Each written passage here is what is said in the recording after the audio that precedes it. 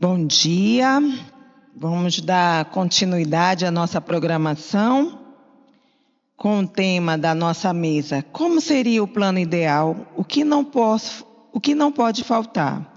O que fazer para que seja colocado em prática? Para conversar a respeito, chamar o Dr. Rodrigo Zarate, por favor. Salva de palma, do Departamento de Saúde Mental do Chile. A doutora Imbal Maia, do GBHI. A doutora Elane Mateus, da FEBRAS. O doutor Christopher, por favor, de Londres. E a doutora Karina Correia, da Secretaria de Atenção Especializada do Ministério da Saúde, minha colega da Comissão de Ciclo de Vidas do Conselho Nacional de Saúde. Seja bem-vinda. Então, para iniciar essa mesa, vamos começar com a fala da doutora Karina, do Ministério da Saúde, por favor. Bom dia a todas as pessoas que estão presentes e a todas as pessoas que acompanham a gente também pela conexão hoje do YouTube. Eu me chamo Karina Correia Wengerkevics, eu sou assessora técnica do Departamento de Gestão do Cuidado Integral da Secretaria de Atenção Primária à Saúde do Ministério. E hoje eu estou aqui para a gente conversar um pouco sobre as ações da Secretaria de Atenção Primária à Saúde e também da Coordenação de Atenção à Saúde da Pessoa Idosa. E eu espero que a gente possa aqui conversar um pouco sobre a força da atenção primária, sobre a potencialidade que a atenção primária tem no cuidado da pessoa idosa, que a gente possa conversar um pouquinho sobre as estratégias que a coordenação tem desenvolvido, as entregas que têm sido feitas. Muitas delas já foram comentadas aqui no evento desde ontem, né? E que a gente vai reforçar nesse momento. Eu queria agradecer o convite e parabenizar também por esse evento tão bonito e com tanto conteúdo relevante, com tantas pessoas engajadas nessa temática, e estender também esse agradecimento a todos os atores sociais que movimentam essa pauta e que apoiam, então, a construção das políticas públicas. Eu passo? Eu passo? Sim. Tem um passador? Ah, aqui, achei, estava embaixo da folha. Obrigada. Muito bem. Então, acho que é importante a gente começar falando da onde a gente parte, né? Qual que é a nossa perspectiva inicial? Qual que é o nosso olhar sobre a pessoa idosa? E a gente parte da Política Nacional de Saúde da Pessoa Idosa, que já está completando 19 anos no Brasil. Né? Ela foi publicada, instituída em 2006, e que ela reforça que o nosso olhar relacionado à pessoa idosa, ele é um olhar de promoção da autonomia e da independência. E do reconhecimento de que as pessoas idosas, né, e as suas famílias, a gente precisa sempre ter o olhar de incentivar essa autonomia, as possibilidades de gerenciamento da própria vida, a sua independência funcional, a capacidade de desenvolver as suas próprias atividades diárias de autocuidado e promover um envelhecimento ativo e saudável. Então, nesse contexto, a gente considera a diversidade de pessoas idosas que a gente tem no nosso país, considerando todas as questões regionais, culturais e toda a diversidade de manifestações, tentando sempre contemplar principalmente as dificuldades relacionadas às inequidades que a gente tem no nosso país, dando atenção para a questão das vulnerabilidades. E também reconhecendo que, no contexto de saúde da pessoa idosa, a gente não vai tratar exatamente da ausência de doenças, mas de um bom acompanhamento de saúde, de um bom acompanhamento das suas condições de saúde e fatores de risco e, principalmente, sempre incentivando, então, né, a autonomia e a independência. É bem importante nesse contexto, né, falando de todos os ciclos de vida, mas aqui especificamente da saúde da pessoa idosa, que a gente sempre tenha um olhar de que a atenção primária ela vai ter um olhar integrado e intersetorial com outras políticas sociais e que também ela vai olhar num espectro da integração desse cuidado, né? Olhando com especificidades, por exemplo, para as questões da demência, mas trazendo também que as estratégias relacionadas a isso, a essa condição, elas precisam estar integradas a todas as outras estratégias que estão implicadas no contexto da atenção primária. Então, a gente vai ver que muitas das estratégias e ações e entregas que a gente traz aqui, elas não vão estar só especificamente contidas dentro do contexto da demência, mas envolvidas também, né, em todo esse espectro da saúde, da promoção da saúde da pessoa idosa. Então, nesse sentido, eu acho que, né, isso já é uma ideia aqui que praticamente entendo que é um consenso desse grupo, que a gente não pode mais entender a incapacidade funcional, as limitações físicas, as limitações cognitivas, ou os primeiros sinais, por exemplo, da demência, como questões naturais e consequências inevitáveis do envelhecimento, né? A gente precisa, a todo momento, reforçar em todos os espaços que a gente está e com certeza, né, especialmente junto às nossas equipes de saúde, que a gente precisa estar muito atento ao aparecimento desses sinais, à correta identificação, qualificação desse cuidado, né? Oferta do cuidado nos diferentes territórios, para que a gente não deixe passar esses primeiros sinais, esses primeiros anos de aparecimento da doença, sem que isso seja corretamente identificado e conduzido.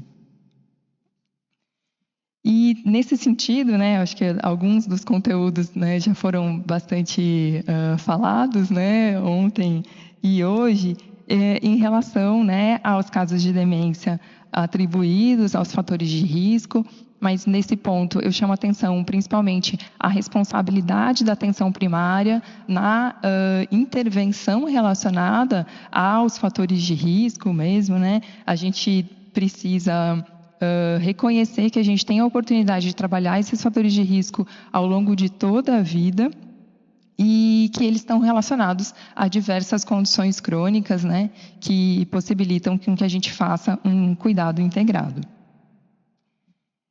Então, aqui a gente traz dados mais relacionados ao atendimento das pessoas idosas com demência na atenção primária nos últimos anos, nos anos de 2020 a 2024, em que a gente observa um crescimento, né, do número desses atendimentos, ao longo desses últimos anos, e que, como a gente sabe, pode estar relacionado a muitas questões, né?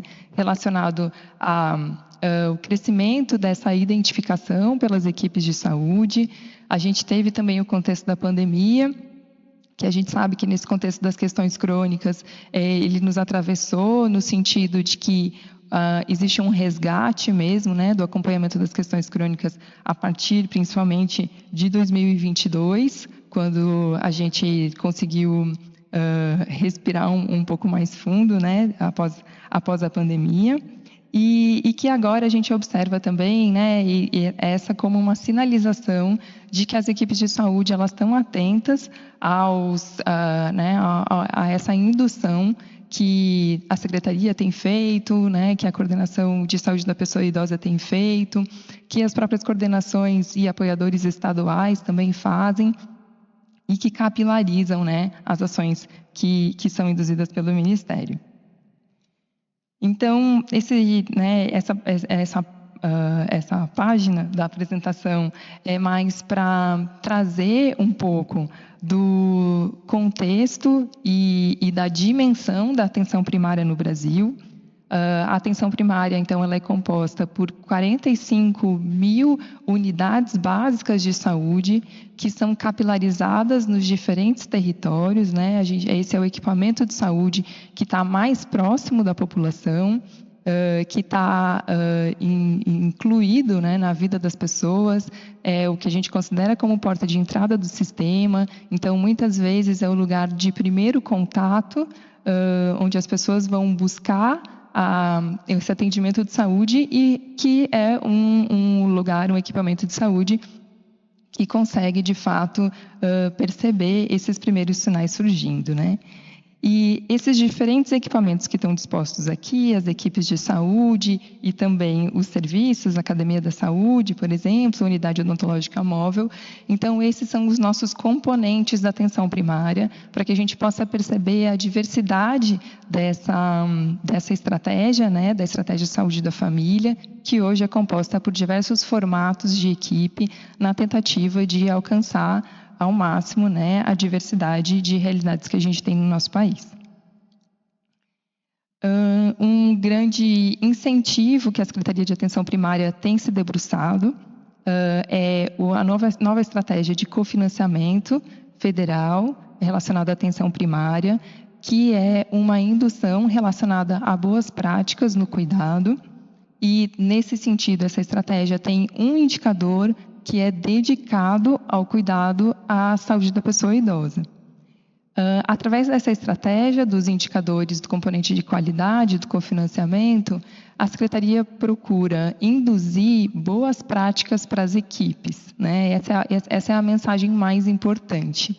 E essas boas práticas relacionadas à pessoa idosa, elas dizem principalmente respeito às consultas regulares com a equipe de saúde da família, tanto no contexto da unidade básica, quanto as teleconsultas e também as visitas domiciliares, principalmente com a participação dos agentes comunitários de saúde, a vacinação contra a influenza, que a gente sabe que esse é um ponto de contato e vinculação muito forte da população idosa com o nosso sistema de saúde, o acompanhamento de saúde bucal, a avaliação antropométrica e nutricional, e também a avaliação multidimensional, que recentemente ganhou muita força a partir da incorporação do IVCF-20 no prontuário eletrônico do ESUS. Eu vou trazer um pouquinho mais desse contexto daqui a pouco. Então, quando a gente fala do cuidado integrado às pessoas idosas, a gente pensa nessa equipe de saúde tendo um olhar mais ampliado mesmo para a saúde da pessoa idosa e atento às condições do ambiente, atento às condições do domicílio, ao lado das famílias, para poder promover o cuidado junto com as famílias e com os outros equipamentos do território. Vocês vão ver que eu vou começar a passar mais rápido os slides agora, porque eu estou vendo que o meu tempo ele vai começar a passar muito rápido. Então, essa incorporação que a gente fez, né, do IVCF-20 no prontuário eletrônico do ESUS, então a gente tem um prontuário eletrônico disponível para todas as unidades básicas de saúde do país e que permite com que, ao longo do tempo, a gente vá incorporando instrumentos de qualificação do cuidado nesse prontuário e qualificando também o registro dessas informações, né, para que a gente tenha uma padronização do registro e também, através disso, faça a indução de um olhar mais ampliado da equipe nessa avaliação. Então, o IVCF-20 ele tem se mostrado como um instrumento que oportuniza, inclusive, a equipe perceber alguns dos sinais relacionados às demências, porque ele vai trazer em uma das suas dimensões a avaliação dos aspectos cognitivos e traz, então, a possibilidade de incluir a avaliação cognitiva na rotina de acompanhamento da pessoa idosa, né? Esse instrumento, então, ele é de rápida aplicação, ele é possível ser aplicado por qualquer categoria profissional que atua na atenção primária e ele vai ajudar a equipe a perceber as prioridades do cuidado e planejar esse cuidado em equipe, né? Desenvolvendo um plano de cuidados, um plano terapêutico para aquele indivíduo e aquela família. A gente tem percebido que a aceitação desse instrumento pelas equipes de saúde da família tem sido muito boa, né? Tanto pelas equipes mínimas, que a gente chama como estratégia de saúde da família, e também pelas equipes multiprofissionais. Então, isso mostra que foi uma acertada a incorporação desse instrumento no prontuário eletrônico, nesse sentido de capilarização da estratégia. E isso tem vindo acompanhado também de estratégias de qualificação profissional. Ela mostrou a plaquinha do 1 minuto. Isso vem também, né, acompanhado das estratégias de qualificação profissional, tanto realizadas à distância, por meio de webinários, quanto também realizadas nos territórios. Muito obrigada.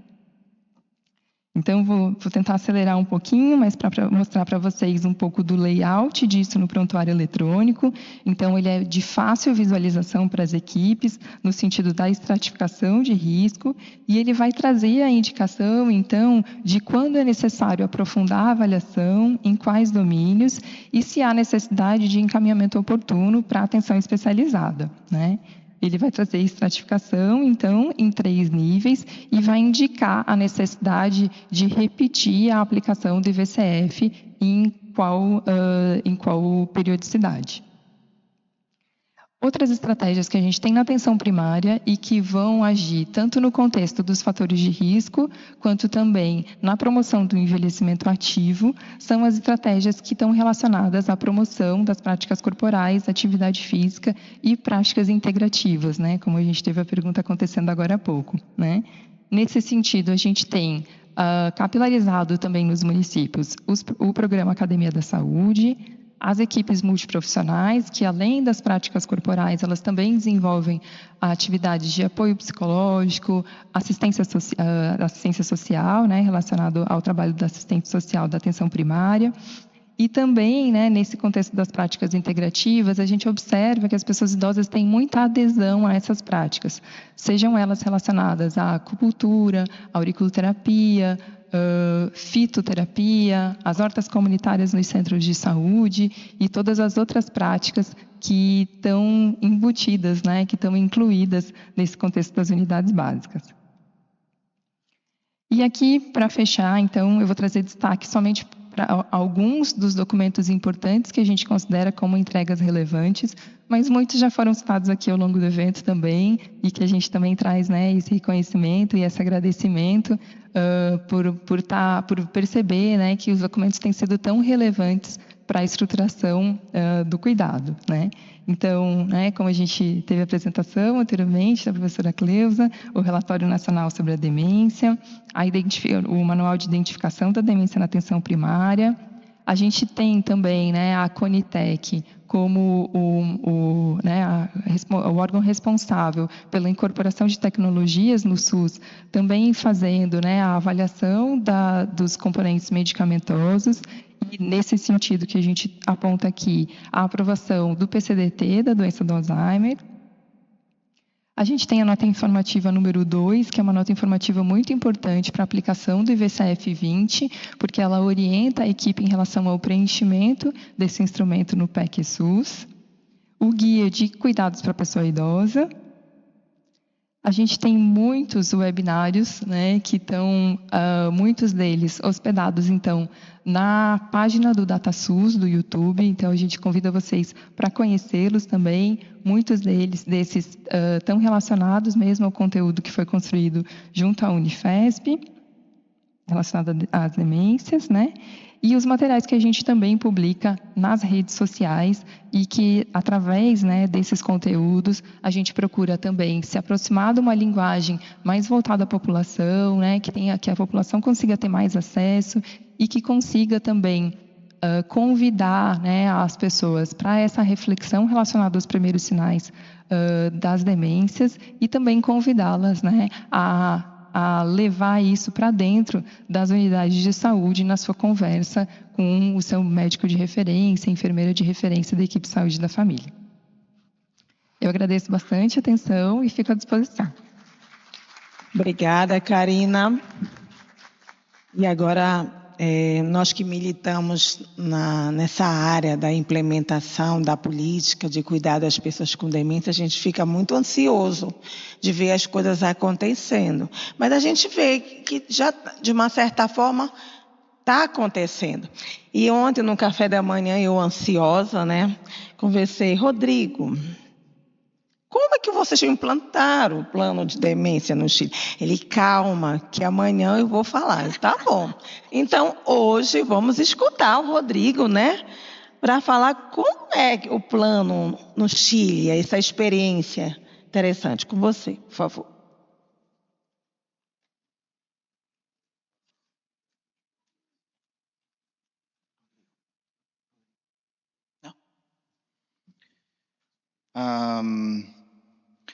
Well, I didn't want to give you spoilers, good morning. First of all, I want to apologize from the start for two things. My English is not so well, so please forgive me. And the second thing, I don't think that I can manage in all this in 20 minutes. So. Try my best. I'll try my best.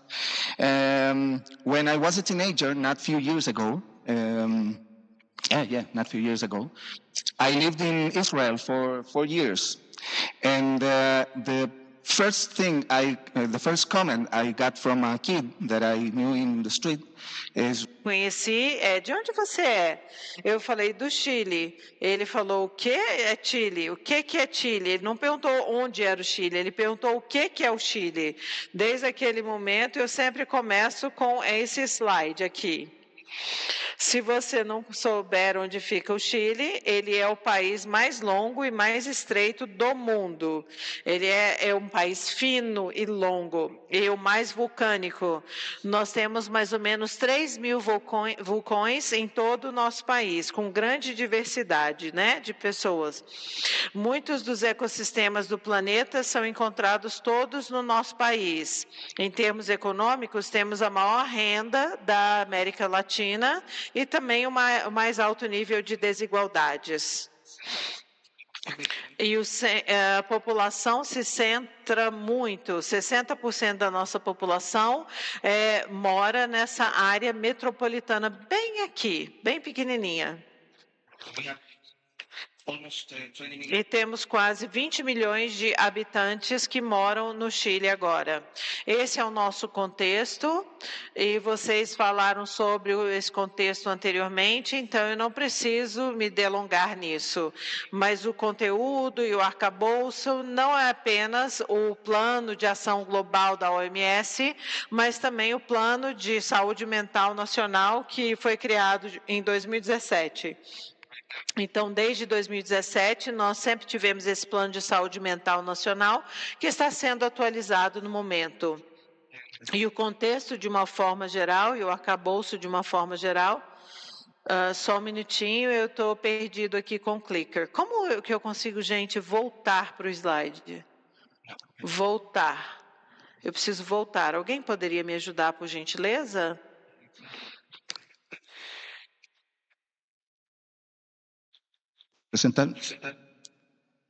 Alguém poderia me ajudar, por gentileza? Okay, but you see, no? Yeah. So the context that we have is the health system context in Chile, which is an integrated family and community health care model. This picture here represents that from a primary health care perspective, these principles are essential. No? Person-centered care, comprehensive care, and continuity of care. And the model that we develop in our country is aligned with geriatrics and gerontology. Comprehensive geriatric assessment and interdisciplinary and transdisciplinary care and continuity across levels. So when we developed the first national plan of dementia, we have three phases. The first phase was listen and design, and we have conversations, we have reunions, we have seminars with expert panels, Geriatrics, Gerontology Society, all the scientific society, the academia, professional associations, and organization of the civil society. And what we did was active listening, social participation, inclusion of dementia in the public agenda, and a social health approach, person-centered, based on a model that a center in particular. Sociais também, centrado na pessoa. E nós começamos a fazer isso a partir de 2014. De uma perspectiva de geriatria e gerontologia. E, finalmente, desenvolvemos esse documento, que é uma polícia estadual envolvendo múltiplos ministérios, integrando a família e a área social e de saúde. A fase 2 foi a gestão política e técnica. Então, nós temos muitos ministérios envolvidos na criação dessa parte política. Nós, do Ministério da Saúde, decidimos criar um plano, mas o Ministério de Desenvolvimento Social nos deu uma recomendação favorável. Eles tinham um arcabouço de políticas públicas e eles disseram, olha, a gente permite que vocês façam isso aqui no Chile, porém, a gente teve que ir ao Ministério da Fazenda, para pedir fundos, um orçamento necessário para que pudéssemos implementar o plano. Então, quando recebemos o orçamento, tem uma lei orçamentária, e o Congresso pediu para que o plano fosse implementado. Finalmente, o Ministério da Saúde voltou com a implementação, diretrizes técnicas, indicadores e monitoramento. Então, a fase 3 foi a implementação desse modelo de cuidados e atenção, utilizando as diretrizes técnicas do Plano Nacional de Demência. Fizemos uma revisão teórica, criamos um guia técnico, um guia clínico, manual de operações, tivemos como alvo as equipes do cuidado primário, as unidades de memória, os centros de apoio comunitário. E também nós tentamos determinar as necessidades de todos, fizemos diagnósticos. Então, qual é a epidemiologia no Chile que estamos enfrentando no momento? É quase como se fosse aqui no Brasil, os mesmos dados parecidos. 7% de pessoas acima de 60 anos. Na população geral, temos 1,06% da população geral e acreditamos que temos aproximadamente 200 mil pessoas impactadas. E qual é o problema com esses dados e com esses números? Esses são números asiáticos. Não temos as prevalências mais atualizadas, mais atuais. Trabalhamos com esses números até hoje. E o que aconteceu depois que criamos o Plano de Demência Nacional? Tivemos uma linha do tempo que mostrou para a gente que a gente começou, não nós, mas a Corporação de Demência do Chile, começamos em 99, perdão. Se você passar por todos esses anos aqui, a gente alcançou importantes conquistas, a gente atingiu importantes conquistas. E uma das mais importantes foi em 2019, que são as garantias explícitas de saúde.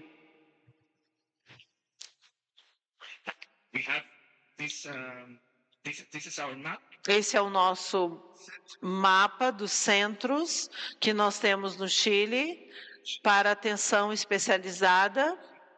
E se você der uma olhadinha nesse slide, o país magrinho que nós somos, nós temos pelo menos um desses centros pelo menos em uma região. Esperamos que fosse mais, né? Esperávamos que fosse mais, mas o orçamento não é tão grande no momento.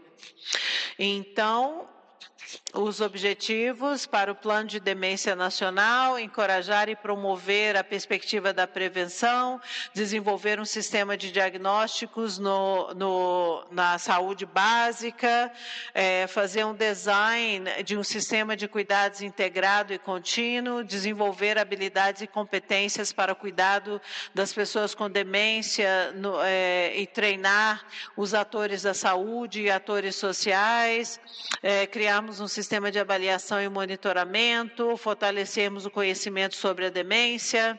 Isso foi o plano original. E aqui nós temos um dos mais bem-sucedidos e mais importantes políticas públicas no Chile, que é as garantias explícitas de saúde. Nós temos 87 problemas de saúde que são cobertos pela lei, do diagnóstico até o tratamento, e 85, em 2019, se tornou uma outra doença. Quando as pessoas recebem o diagnóstico de Alzheimer's, o acesso é garantido, acesso à confirmação do diagnóstico, acesso ao tratamento, continuação do tratamento.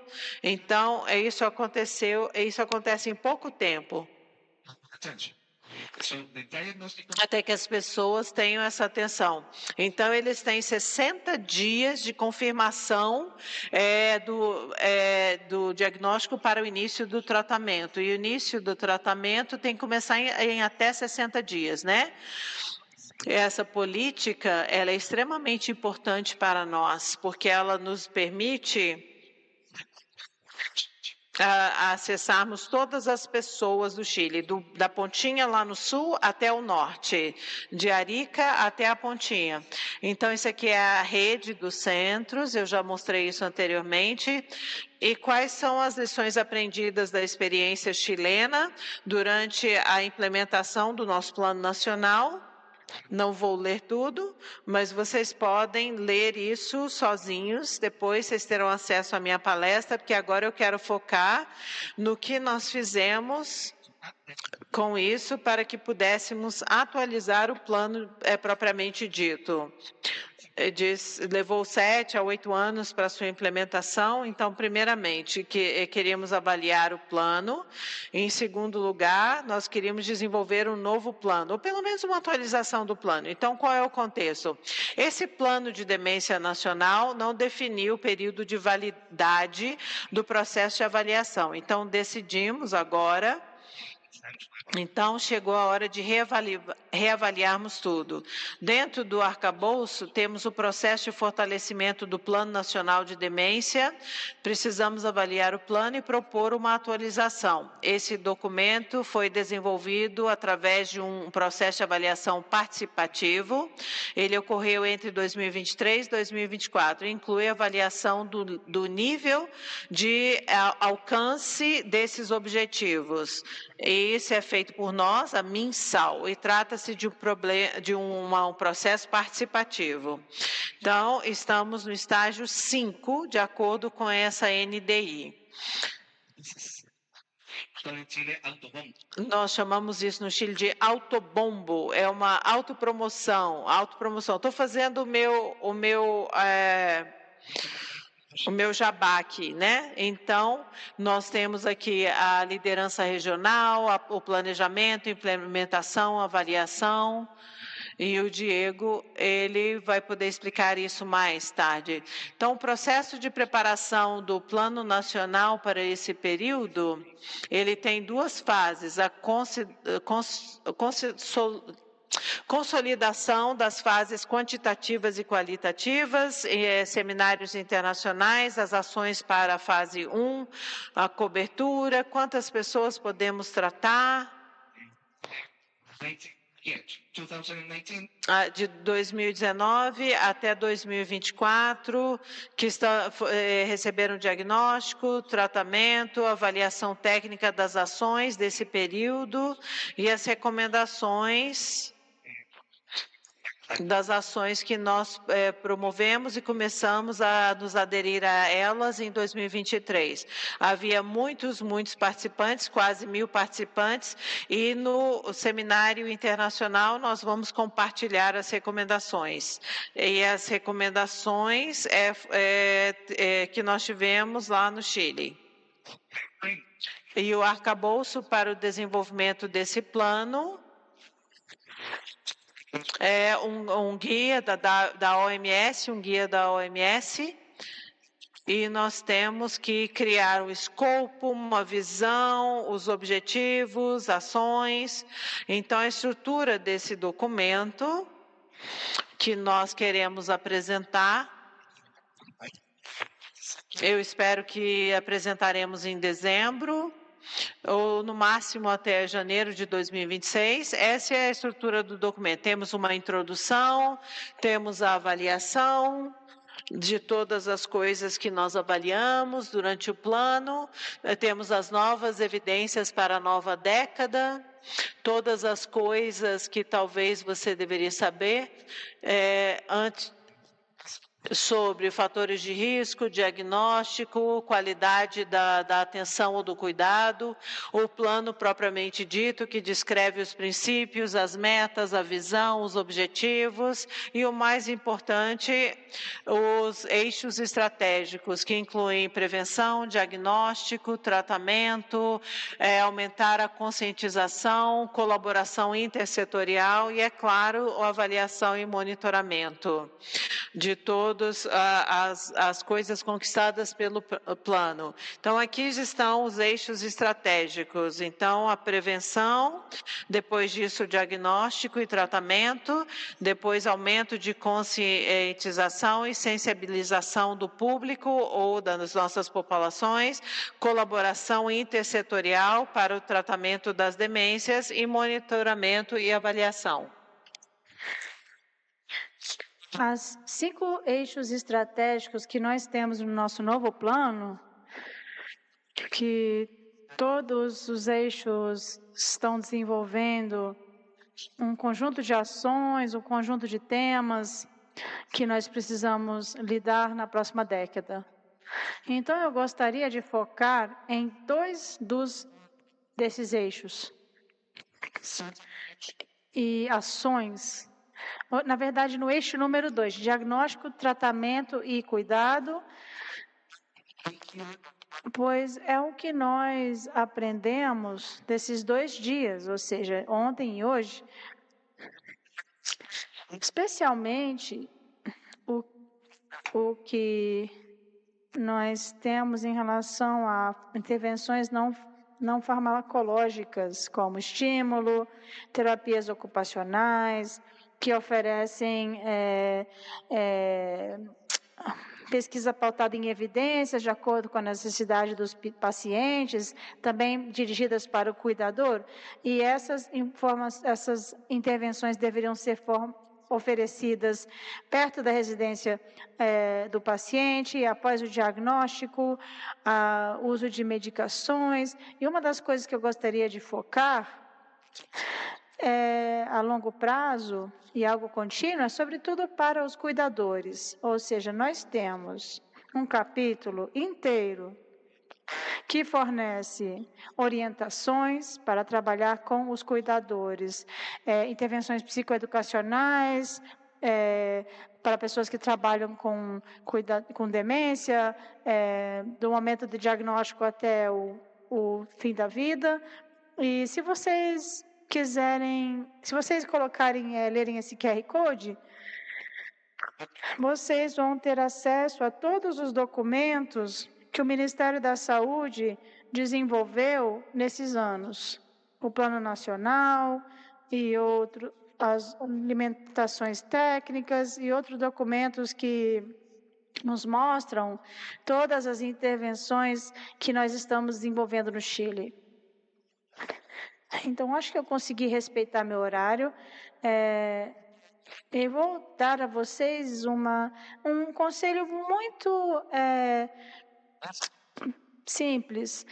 Me parece que vocês têm tudo para fazerem um plano nacional incrível. Vocês têm pesquisa, vocês têm intervenções, vocês têm, em todos os estágios existem desenvolvimentos de um método de trabalho que são importantes. Então, me parece que vocês precisam, talvez, de um coordenador que consiga juntar e angariar todas essas qualidades e ferramentas para elaborar um documento, um plano nacional. Então, eu recomendo que vocês usem o que tem, as ferramentas que tem, e vamos em frente. Essa é a minha intervenção. Muito obrigada. Muito obrigada. E iremos agora ouvir a nossa querida Imbal, por favor, falando um pouquinho da experiência dela.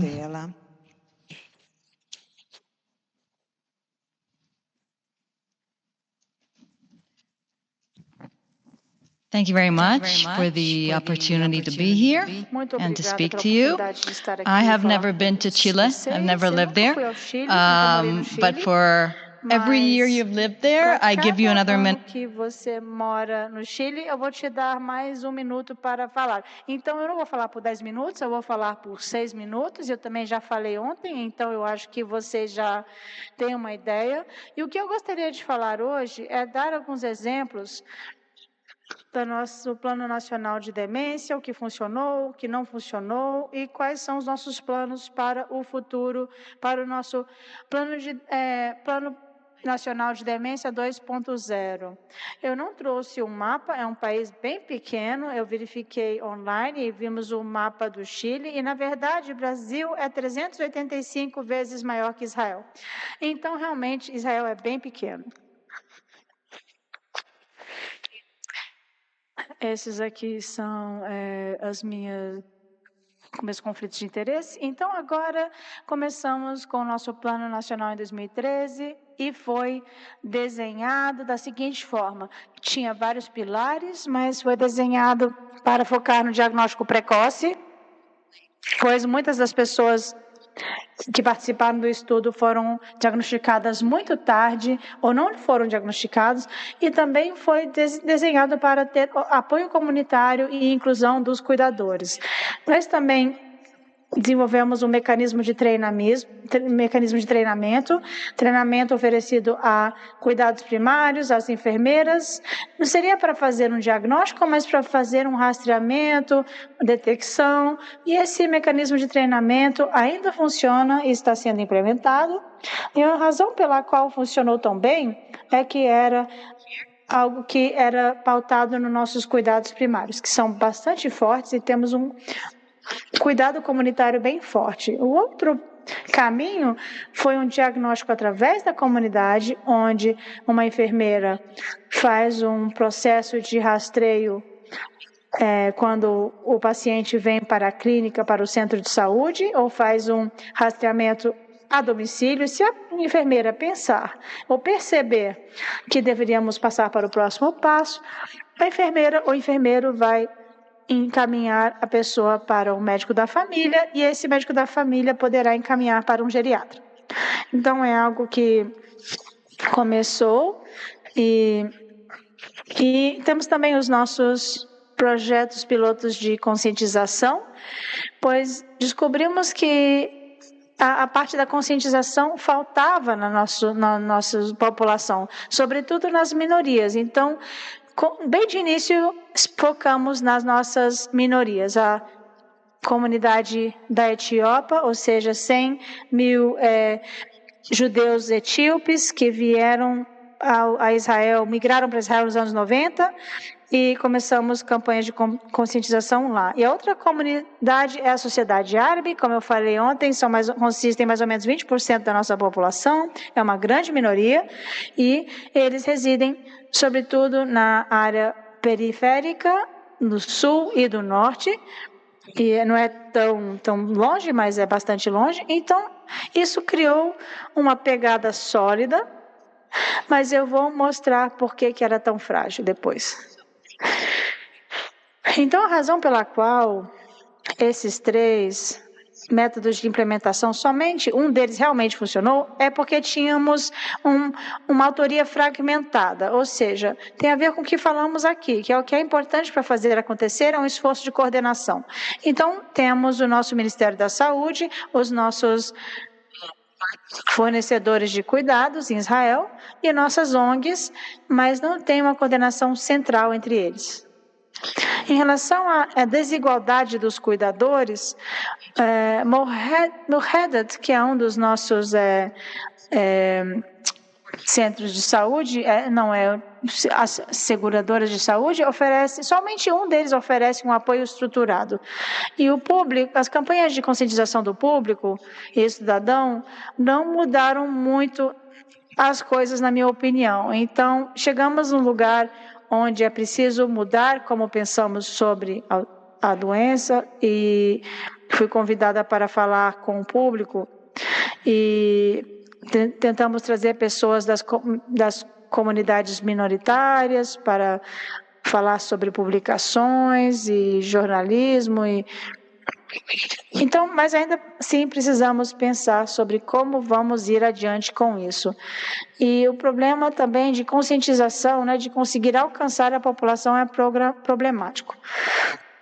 Uma outra questão é que não temos um registro dos dados que seja robusto o suficiente, não rastreamos os resultados, todos os resultados são rastreados dentro do nosso sistema digital, todos os nossos cuidados em saúde, os prontuários são digitalizados já há 25 anos.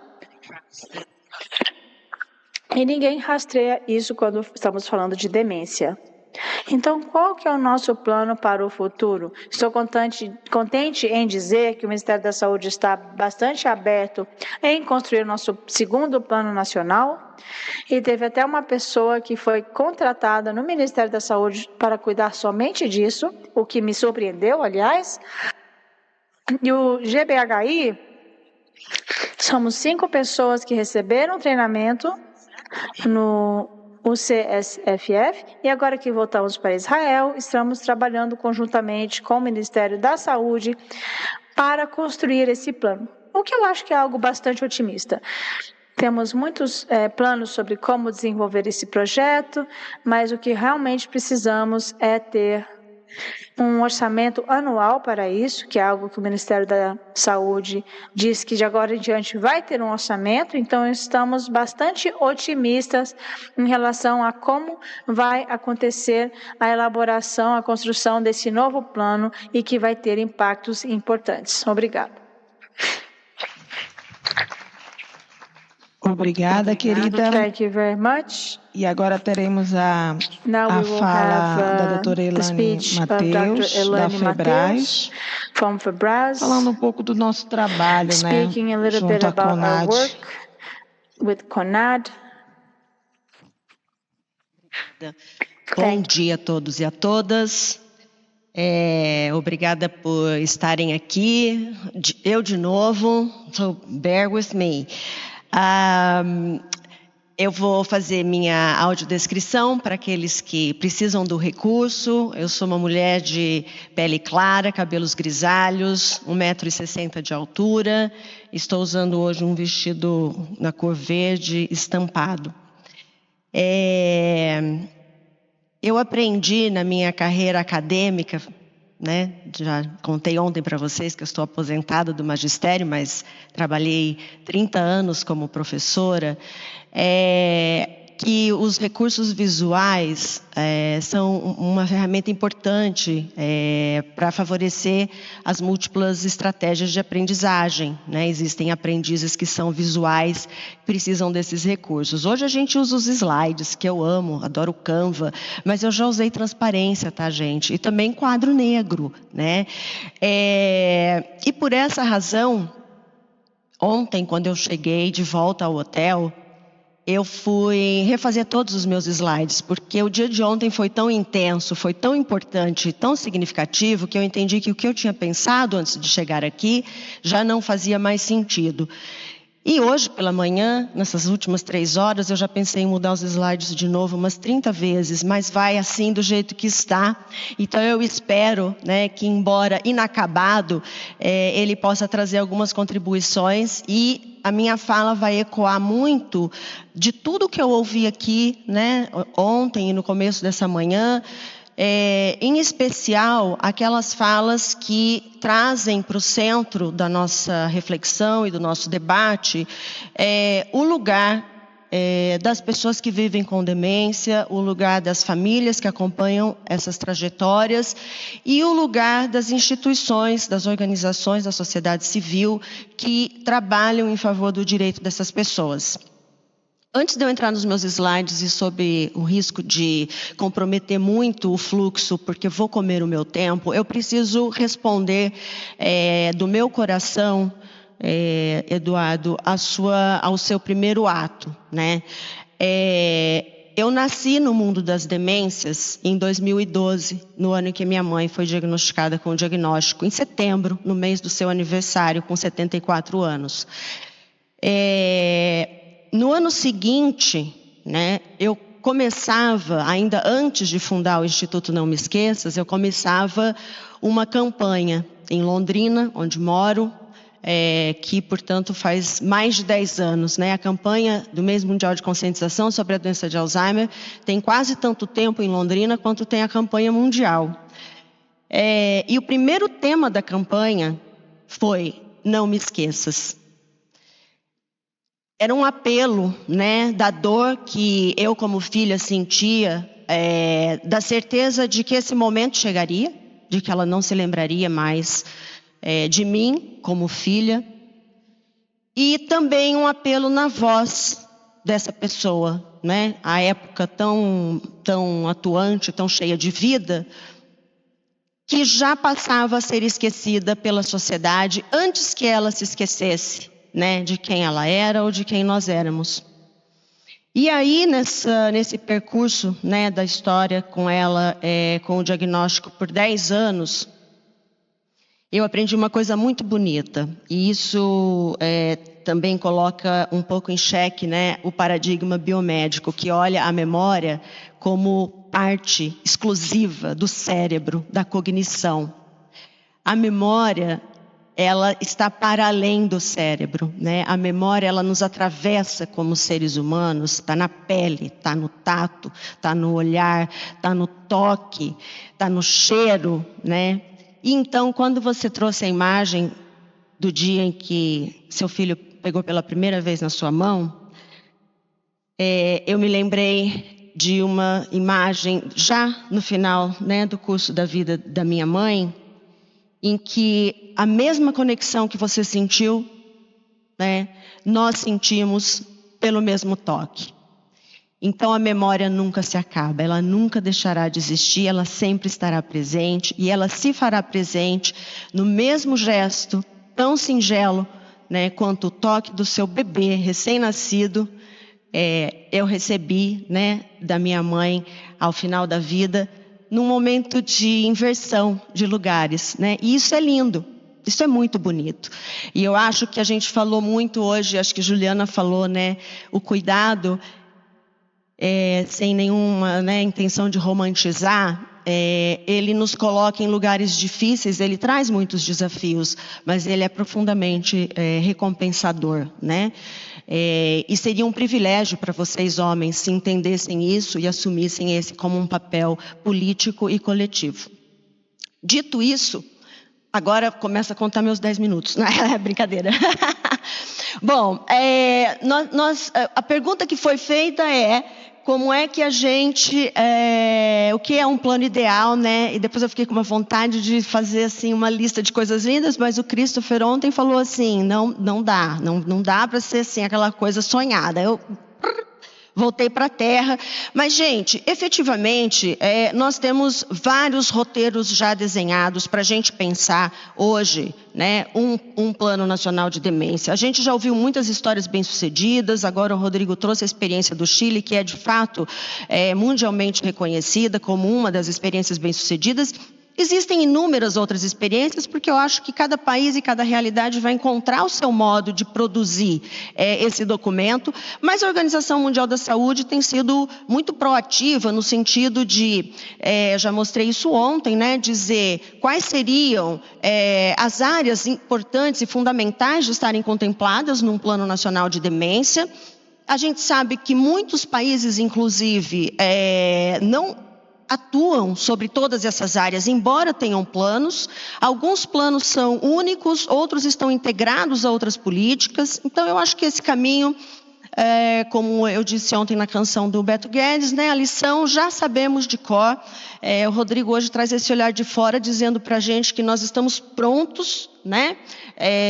De novo, só nos falta aprender. Falei também, esse está no mesmo documento, sobre quais seriam os princípios transversais dos quais a gente não pode se distanciar, né? E aí sim, esses princípios são muito importantes e muito caros para a gente pensar um plano nacional de demência. E aqui eu preciso fazer um novo parênteses. Ontem eu me esqueci de dizer, todas as fotos que vocês viram nos meus slides, essa inclusive da dona Carmen, são pessoas com demência. Uma das 130 famílias que hoje nós atendemos no Instituto Não Me Esqueças. Nós oferecemos para essas famílias de forma gratuita um trabalho com terapias sociais, físicas, motoras, cognitivas, enfim, uma série de atividades, inclusive sociais, e para as famílias, um programa definitivamente inovador, né? E que logo mais eu vou deixar um apelo para que também a gente olhe e pense em investimentos em práticas bem-sucedidas, né? Para além de buscar aquelas que já estão consolidadas fora do Brasil e trazê-las para adaptações locais, eu acho que a gente tem uma miríade de oportunidades aqui disponíveis e que merecem uma atenção e um carinho. Voltando aqui, a gente também tem, o Rodrigo já mostrou, também um documento da Organização Mundial da Saúde, que dá um mapa para a gente de como é que nós vamos desenvolver esse plano e define, inclusive, né, o que seria um plano abrangente para a demência, que deveria ter uma visão de futuro e um marco estratégico, e aí alguns aspectos importantes, como aumentar a conscientização pública, atender às necessidades da população, reduzir a carga da doença e proteger os direitos humanos. Isso tudo, gente, está nos documentos, então são coisas fáceis de serem acessadas. Esse mesmo documento tem esse mapa, né, que vai falar de 3 fases para o desenvolvimento de um plano. A primeira, que é a de preparação, depois o desenvolvimento e a implementação, que requer uma avaliação.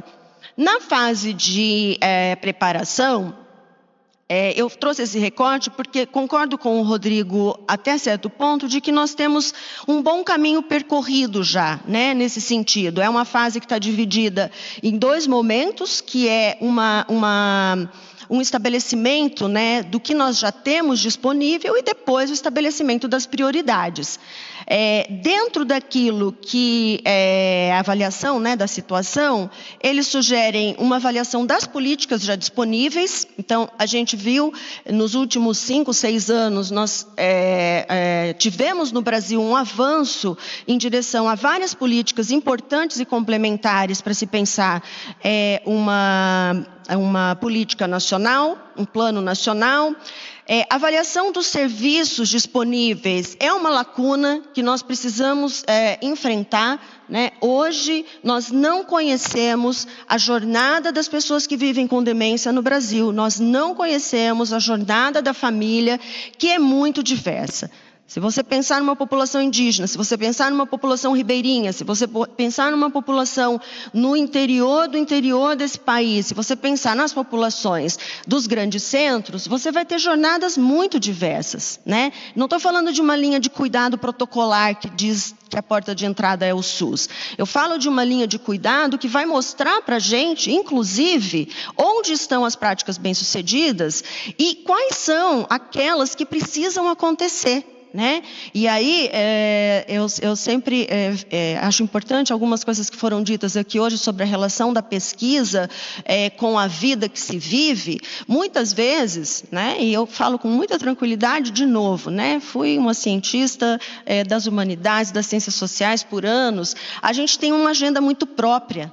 Né? E a gente produz o conhecimento e aí a gente entrega e faz um grande esforço, não é fácil para um acadêmico, entregar um conhecimento compreensível para a comunidade, inclusive para os gestores, na esperança de que, olha, isso é o que eu entendi que era bom, então a gente agora precisa incorporar isso. Raramente a gente faz um movimento contrário, né? De partir da demanda. E muitas vezes a gente, inclusive, rejeita demandas, né? Muitas vezes eu mesma disse, olha, não vai dar para investigar esse contexto porque a gente está com a agenda cheia e isso não vai caber agora.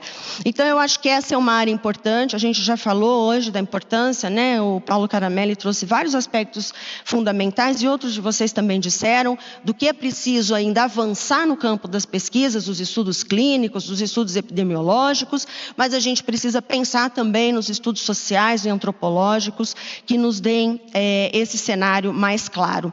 É difícil, eu fico imaginando, né, nós vamos ter desafios em pensar um plano nacional quando a gente não tem clareza, né, do que está efetivamente disponível para as pessoas, para além do que está no papel. Né? Como disse o doutor Alexandre, não é suficiente você ter documentos que instituem ILPIs e casas-dia. Então, a gente precisa, de fato, avançar nesse sentido.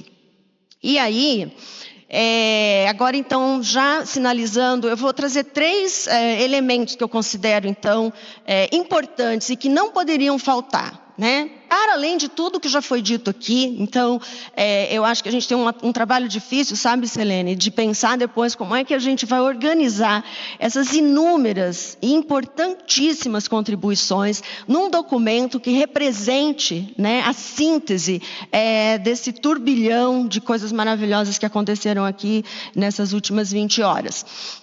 Uma coisa que eu acho que não pode faltar é o reconhecimento de que as pessoas que vivem com demência, as pessoas que cuidam, seja por meio de um trabalho remunerado ou não remunerado, são o centro de toda e qualquer iniciativa, desde a produção de conhecimento até a formulação, implementação e avaliação das políticas públicas. Este grupo não pode ser deixado de fora. As pessoas que vivem com demência, as pessoas que cuidam de pessoas com demência, não podem ser acessadas para que nós capturemos dados. Elas precisam estar no desenho do projeto, elas precisam estar na nascente do processo. E aí eu não falo só das pessoas que vivem com demência, mas a Juliana ontem trouxe uma fala importante. Os profissionais de nível superior, para além dos médicos e médicas, da atenção primária, precisam estar envolvidos também e participar desde o desenho até o final e avaliação da implementação das políticas. Então, isso significa incluir essas pessoas no desenho e condução dos estudos, sejam eles clínicos, epidemiológicos, antropológicos, sociais. Isso é um conceito já muito reconhecido fora do Brasil, mas eu acho que a gente ainda precisa trabalhar essa cultura internamente, que é o Patient and Public Involvement. Reconhecer que o conhecimento vivido é parte, né, válida e essencial da construção desse saber. Então, eu deixo aqui também uma reflexão que a mesa anterior convidou a pensar política baseada em evidências científicas, né? E a gente hoje sabe da importância da política baseada em evidências, né? Conhecimento experiencial é evidência e a gente precisa reconhecer e validar. Promover abordagens participativas e éticas que respeitem a dignidade e a autonomia das pessoas envolvidas, com toda certeza, né? E isso inclui uma das razões pelas quais eu não abri mão dos slides, isso inclui hoje, né, eu uso slides em todas as minhas apresentações, porque isso faz parte do processo de inclusão das pessoas com demência. Muitas vezes se perdem quando a gente fala muito e podem recuperar a informação acessando o que está escrito, né, o que a gente deixa ali como referência. O segundo aspecto é o reconhecimento de que a interlocução com a sociedade civil organizada é um eixo estrutural da governança do plano. É claro que eu não poderia deixar de falar deste lugar, né? É isto que eu represento aqui, Federação Brasileira das Associações de Alzheimer, que trabalha com associações de Alzheimer. Portanto, a organização da sociedade civil, que, como eu disse, se coloca, né, por princípio, como uma instituição em defesa dos direitos dessas pessoas. E, portanto, isso significa reconhecer que essas organizações são também coprodutoras de conhecimento e agentes de formulação de políticas públicas e não apenas executoras ou, como muitas vezes somos acionados, para traduzir, né, o conhecimento científico e fazê-lo chegar mais facilmente às pessoas que precisam acessá-los. Fica tranquilo, Juliana, eu sei que você está nervosa, mas eu já estou terminando. Fortalecer institucionalmente, e aqui, né, um apelo para muitos atores que estão aqui, né, e representam diferentes segmentos, para além da academia, também as instituições privadas. Fortalecer institucional e financeiramente as organizações da sociedade civil, para que possam atuar de forma contínua na governança, monitoramento e avaliação das políticas de cuidado. A organização da sociedade civil, gente, elas funcionam como funcionam os servidores públicos de carreira.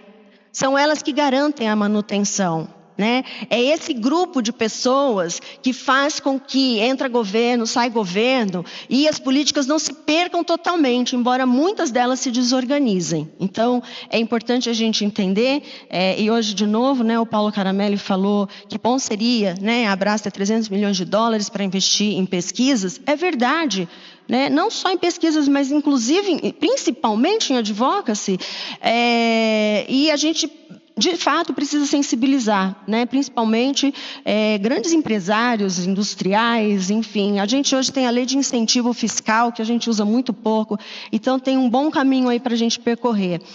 E reconhecer o papel estratégico das organizações da sociedade civil como elo entre o Estado e a comunidade, articulando conhecimento experiencial, redes de cuidado e ações de advocacy que tornam as políticas mais responsivas, humanas e territorialmente enraizadas.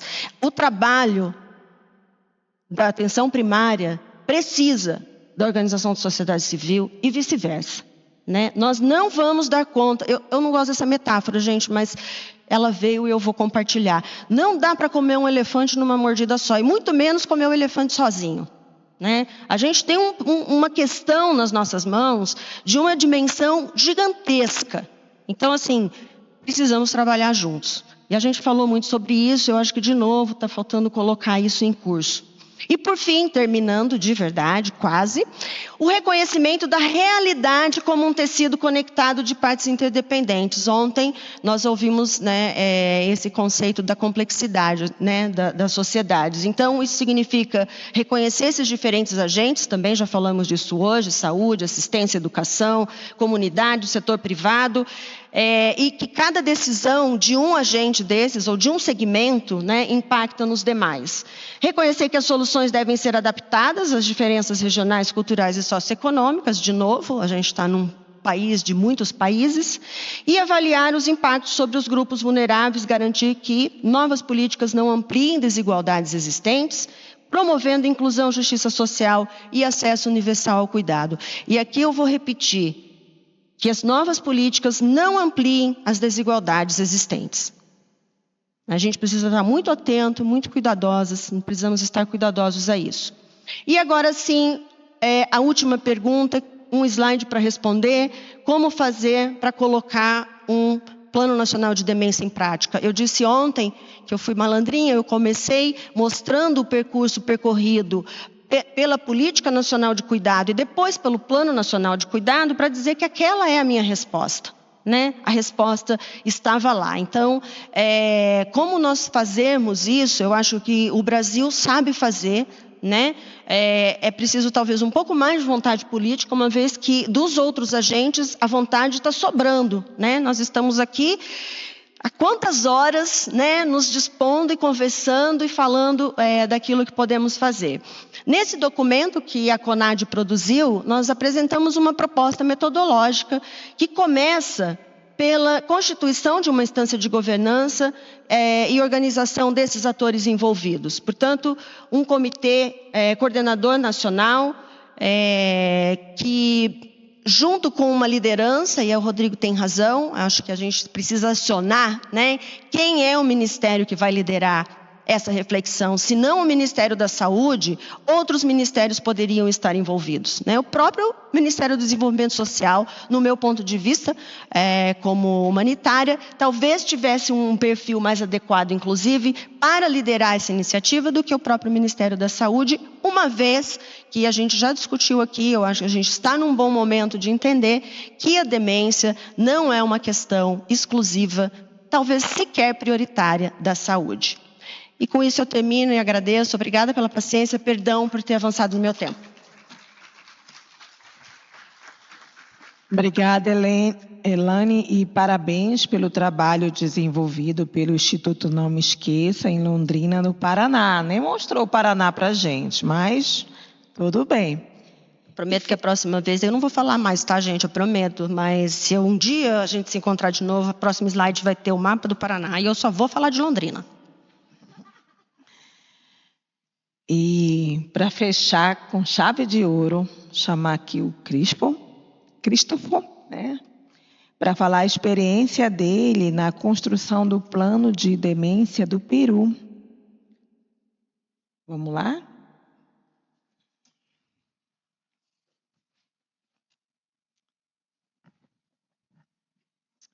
Thank you very much indeed. And thank you. Muito obrigada. Muito obrigada, FEBRAS e a Abras e todas as pessoas que participaram disso. Obrigada pela oportunidade que vocês me deram para falar aqui hoje. A maioria das coisas já foram ditas, né? As coisas que precisam ser ditas sobre o que o Brasil pode fazer, deveria fazer e está fazendo em relação a ter um plano de demência nacional. E eu realmente estou ansioso para ver como isso irá se desenvolver nos próximos meses e anos. Eu tenho trabalhado com uma equipe do Peru e do Reino Unido nos últimos 2 ou 3 anos, se não me engano, e fizemos um grande projeto de pesquisa no sistema, no Peru, para as pessoas vivendo com demência e os seus cuidadores.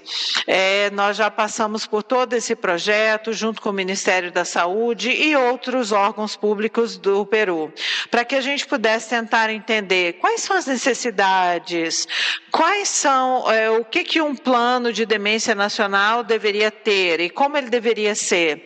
Eu não tenho todas as respostas ainda. O Peru é um país extremamente diferente, o sistema de saúde é muito diferente, a realidade é muito diferente da realidade brasileira, mas talvez haja algumas coisas que poderão sair das nossas experiências nessa jornada que talvez sejam úteis para vocês. E eu vou ser o mais breve possível, prometo. Então me pediram para falar sobre qual que seria o plano ideal, como ele seria. Eu acho que, Celine, talvez não valha a pena falar sobre o plano ideal. Esse aqui é o plano ideal, é uma Ferrari. Não é linda essa Ferrari? Olha que lindona. Foi projetada por engenheiros extremamente inteligentes. Ela vai muito, muito rápido e ela é muito confortável para a gente sentar nela e ela é muito, muito, muito cara. Mas o que acontece quando você leva isso para o mundo real? Quando você pega o plano ideal e leva ele para o mundo real, ou para as partes mais remotas do país, ou para as pessoas vivendo em situações ou comunidades em desvantagem, em suas realidades, realidades das mudanças climáticas, falta de recursos, etc. Isso é o que acontece. Então, eu acho que repensarmos nisso, e estamos aprendendo isso no Peru, tá? A gente está pensando no cuidado da demência no sul global, é essencial, não apenas por causa da crescente prevalência e das coisas que ouvimos aqui nesses 2 dias, mas temos que evitar replicar os erros, evitar replicar os modelos de países de alta renda. Então, temos falta de funcionários, falta de orçamento e precisamos de serviços e infraestruturas e recursos humanos altamente especializados. É difícil da gente ter isso no Reino Unido, na Europa, no América do Norte. Então, esses modelos de saúde não poderão ser replicados no sul global, infelizmente, devido a questões sociais, políticas, infraestrutura de saúde. Então, um diferente modelo é necessário e já ouvimos muito sobre isso. E esse modelo se trata de ter cuidado centrado nas pessoas e que seja integrado. Então, nós temos 5 estratégias para essa meta final. O que significa? Cuidado centrado nas pessoas, é colocarmos as pessoas e as comunidades e não as doenças no centro dos serviços de saúde. Empoderarmos as pessoas para cuidarem das suas próprias saúdes, do que serem recebedores passivos disso. As evidências demonstram que os sistemas de saúde são centrados na necessidade das pessoas e das comunidades, se tornam mais eficazes, custam menos e aumentam o engajamento dos pacientes e eles ficam numa posição melhor para responder a crises de saúde também. Então, o conceito de darmos pulos no cuidado da demência enfatiza a necessidade que o sul global tenha que superar as formas normais de desenvolvimento e se moverem mais diretamente em direção a um sistema de saúde mais igualitários e sustentáveis. Essa abordagem analisa as condições, as tecnologias emergentes do sul global, para que a gente possa evitar replicar os erros e as limitações dos outros sistemas. O risco de seguirmos as mesmas jornadas e caminhos dos países de alta renda, além dos custos proibitivos, e também se trata de perpetuarmos as desigualdades de saúde que a gente vê no norte global também. Temos isso lá. Então, os países de alta renda, eles já pesquisaram demência, focaram no que as populações de classe média e deixando negligenciadas outras comunidades. Então, dar saltos envolve... só um minutinho, eu estou tendo dificuldade com o clicker. Bem inteligente. Então, ouvimos sobre alguns desses. Eu queria enfatizar 2 deles. Primeiro, parcerias inclusivas. Fomentarmos colaboração em todos os setores para a gente avançar na área dos cuidados oferecidos às pessoas que vivem com demência. Então, promovendo a colaboração entre os setores para promover os avanços em demência. Há evidências também de fatos atuais sobre coleta de dados, assegurando que estamos construindo bases de evidências robustas, específicas aos contextos, fornecendo serviços específicos aos contextos, soluções guiadas pelas comunidades, envolvendo ativamente pacientes, comunidade, campanhas de conscientização e serviços que estão dirigidos para eles. E também as outras 2 que eu gostaria de falar, que nós particularmente aprendemos no Peru, grupo de trabalho descentralizado, força de trabalho descentralizada e ecossistemas de saúde digitais. Então, isso acrescentaria uma dimensão adicional ao Plano de Demência Nacional do Brasil. Então, eu tenho certeza que vocês estão todos cientes e particularmente E isso é particularmente bem sucedido no contexto brasileiro e menos no Peru no momento, e é algo que nós estamos tentando promover, ou seja, mudança de tarefas, ou seja, primeiro conjunto de tarefas que normalmente são feitas por médicos e passando depois as tarefas para as enfermeiras, depois para assistentes de enfermagem e depois passando essas tarefas para pacientes que se tornaram especialistas no assunto. Ou seja, isso tira a sobrecarga dos médicos e também distribuindo essas tarefas para aqueles que estão no âmago das intervenções. E é claro que precisa de regulações para ter certeza que isso é feito de uma boa forma e treinamento. Em segundo lugar, inovação digital para cuidados na demência. Eu gostaria de mostrar 2 exemplos do Peru, onde estamos usando tecnologias para possibilitar cuidados pautados na comunidade, não somente na parte de detecção de disfunção cognitiva e funcional e apoio para pacientes e seus cuidadores. Então, primeiramente, nós desenhamos um sistema de treinamento para trabalhadores de saúde comunitários, agentes comunitários de saúde, para detectar a questão batendo no serviço de porta a porta na casa de idosos, conversando com eles sobre queixas cognitivas, fazendo testes simples cognitivos, conversando com as famílias. E por que nós precisamos fazer isso? E eu acho que com certeza deve ser necessário no Brasil também. Por quê? Devido à falta de acesso de cuidados de saúde padronizados. E vai muito além disso, mas tem muito estigma envolvido. E a falta de conscientização referente à doença. Então, é algo que tem a ver muitas vezes com localização geográfica. Então, nós desenvolvemos essa ferramenta, um aplicativo digital de rastreamento que foi completamente codesenhado com agentes de saúde comunitários e todo esse processo de design, de projetos pilotos, grupos focais e muitas sessões de teste, e isso tem sido extremamente bem sucedido. Já rastreamos 30.000 pessoas em 4 regiões do Peru, não somente em Lima, mas também em Iquitos e na área circunvizinha da Amazônia, e que vivem a 40 metros acima do nível do mar, e uma região também chamada Tumbes, que fica no deserto. Então, essa foi uma coisa que eu acho que seria interessante de considerar no Plano Nacional de Demência e, claro, o benefício que nós conseguimos obter com essas ferramentas, que é a capacidade de coletar grandes quantidades de dados. E, finalmente, eu também falei sobre uma intervenção para cuidadores, ou seja,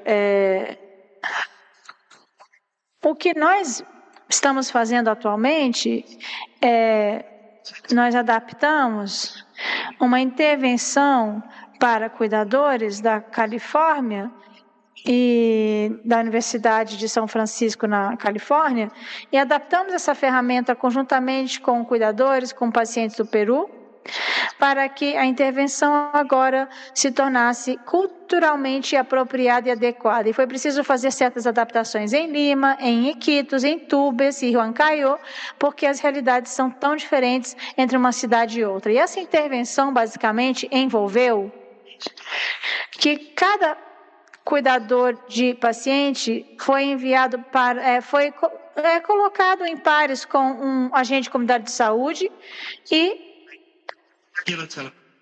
e aí com um contato telefônico regular, uma avaliação mensal e uma série de protocolos que precisam ser seguidos sobre racionalização de medicação, sobre o que fazer em caso de perturbações comportamentais, educação sobre demência, conscientização, planejamento de vida. Então, tem uma série de protocolos que foram adaptados e integrados numa plataforma digital que foi codesenhada pelos agentes de saúde comunitários, que possibilita que eles salvem vídeos nesta plataforma. E atualmente estamos fazendo um estudo de viabilidade. E outra coisa interessante também é que os cuidadores, e eu acho que a parte importante de ser enfatizada aqui é que a razão pela qual nós conseguimos fazer isso é que mais de 90% de pessoas com demência e sua família no Peru têm acesso à internet através de um celular. Então, é muito fácil alcançar as pessoas por esses mecanismos, e eles estão familiarizados. Então, desenvolvemos um chatbot que usa o WhatsApp para fornecer apoio e educação aos cuidadores, em todo o país, em colaboração com os agentes comunitários de saúde com o qual eles são pareados. E eu vou mostrar como funciona esse sistema aqui, o vídeo. Welcome to the Impact Salud Cuidado platform and AI assistant demonstration.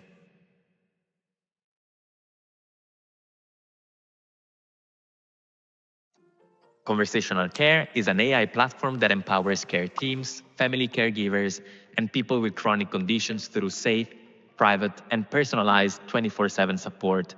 Today, we'll show you how it integrates with Impact Salud's care monitoring needs for families living with dementia.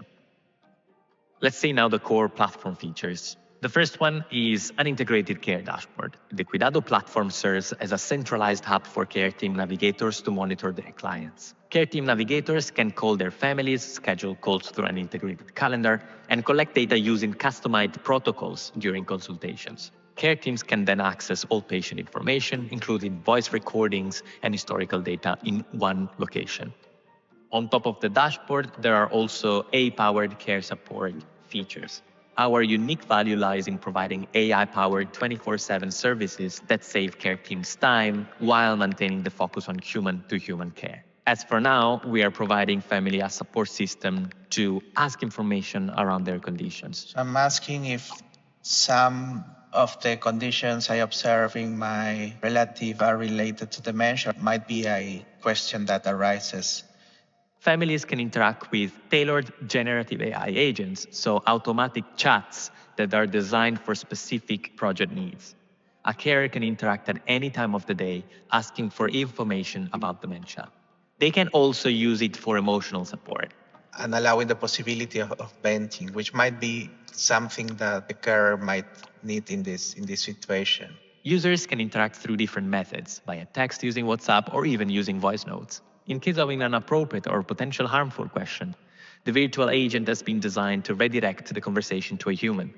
We've built the system so that conversations are always monitored in real time by the care teams, who can evaluate responses for continuous improvement.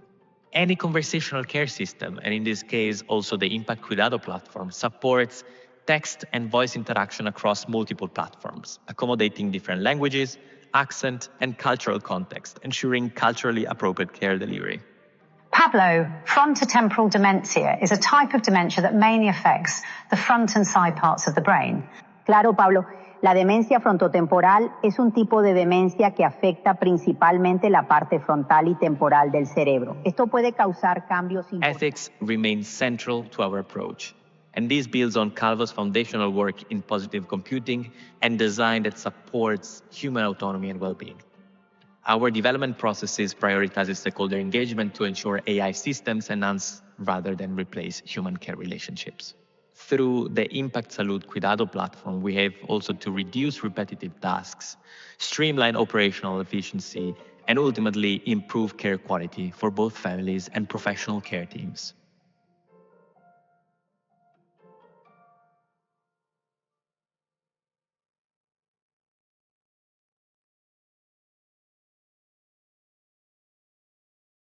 Aprimorar e não para substituir a interação humana. Então, that's right. Uma das coisas que eu realmente gosto dessa ferramenta é que esse sistema que nós desenvolvemos foi desenvolvido no Peru, conjuntamente com os pacientes, com os cuidadores, e agora ele está sendo implementado no Peru. E como resultado dessa ferramenta, agora estão fazendo um teste em Londres. para o uso da ferramenta. Ou seja, um ótimo exemplo de colaboração e transformação e compartilhamento de tecnologia do sul para o norte. Então, eu não quero dizer que o digital é a solução para tudo, mas é algo que não foi mencionado tanto nessa reunião e que talvez poderia ser levado em conta, sobre como poderia alcançar as famílias mais carentes, marginalizadas, que moram em lugares mais afastados, dos quais nós falamos tanto nos últimos 2 dias. Então, é tudo isso que eu gostaria de compartilhar com vocês. Só falta mencionar o fato de que eu desejo a todos muita sorte nos próximos meses e anos, à medida que vocês desenvolvem o Plano Nacional de Demência no Brasil, e mantenham ele bastante realista, e eu tenho certeza que os pacientes e cuidadores em todo o país já estão super agradecidos e gratos, estão pela abordagem colaborativa que está sendo desenvolvida nessa sala. Congratulations. Parabéns, Chris. Então, eu estava aqui acompanhando as pessoas que estão online, né? E está tendo assim muitas perguntas, parabenizando a realização do nosso evento. Infelizmente, eu também não vou ter como citar todas, mas muito obrigada para quem está nos assistindo pelo canal do YouTube e a vocês que estão aqui presentes.